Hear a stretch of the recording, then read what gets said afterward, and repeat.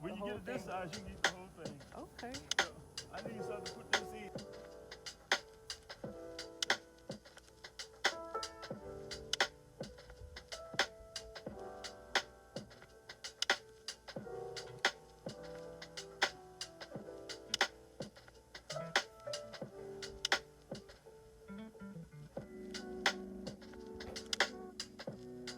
Good evening. I'm James Franklin, the Executive Director of the 34th Street Community Garden, and we're a 501c3, and we're operating here in Gulfport, Mississippi, but we have people as far away as Van Cleven, Goshen, and Waveland that participate.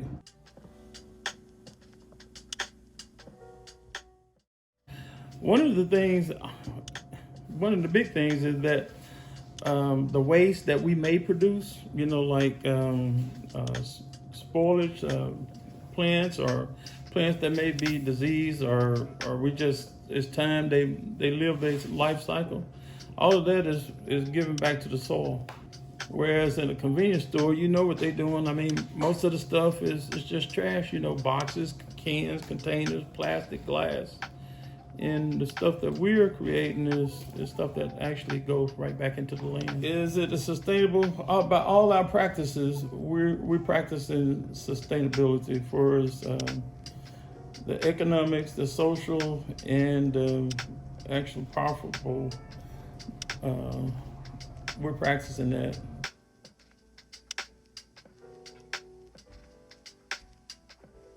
Well, I think one of the things that it's shown people that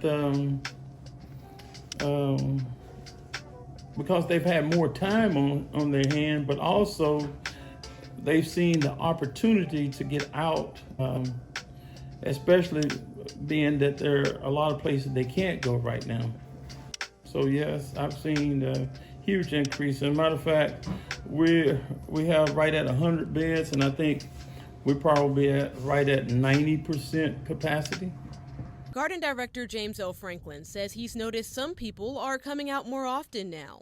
As long as they allow us to continue to practice social distances, I think this is still a good place to come out, with all the time that a lot of people have on hand now, being that they're not working. Ours is a hobby, and ours is largely psychological.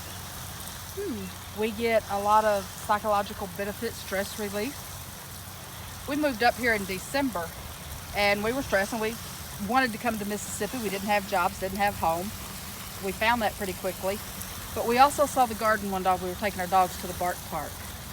And we walked through this garden, the 34th Street Community Garden, and got so much relief, stress relief, being in the garden. And we talked with Mr. Franklin and got our plots in December and started working the dirt in January. Of course, he's still telling us it's too early to be planting. But we got so much psychologically being in the garden, in the dirt, working with it. We gardened where we came from in North Texas to supplement our food supplies. And we were excited to get into it here, and everything had a pretty good stand when COVID-19 hit. So it has put a lot of our worries to end. We've been harvesting lettuces, salads for about 3 weeks, and greens. So we're not too terribly worried. I love it. It's I've learned to like lettuce because when it's fresh, it tastes good. I will not never buy lettuce out of the store again. Or spinach. Or spinach for that matter, yeah. Because I like it green, I like it cooked. I can eat it right off of the vine. The carrots we're pulling up, they're real small, but they have just super sweet taste. And like you said, this is our stress relief. You can taste it. You can taste the difference. I mean, anybody that eat out of a big box store, then they come to a garden and they always talk about a garden tomato, a garden carrot, a garden greens, whatever, right? And one of the things is that is how they grown. They grown different. We come to rely on big agriculture, right? And remember, the food, even though it's pretty, is not necessarily healthy. And one of the things, or several things the food is designed for travel. It's designed for storage life. It's designed for aesthetics, whereas a lot of times in a garden where you're not using using pesticides and stuff like that, you may see a hole in a leaf. You may see where an insect may have impaired a fruit or a vegetable. And it's all right. It's all right. I mean, we got so accustomed to thinking that it's always about the look, but not necessarily the nutritional value.